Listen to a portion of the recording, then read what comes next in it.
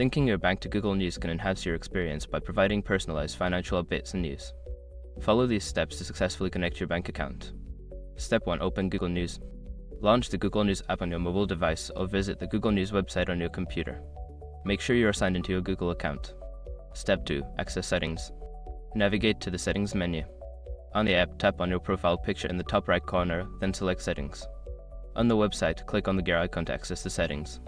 Step 3. Find Financial Services. In the Settings menu, look for the section labeled Financial Services or Banking. This is where you can manage your financial connections and preferences. Step 4. Link your bank account. Make sure your information is protected first. Most people don't think about breaches until something actually happens to their accounts.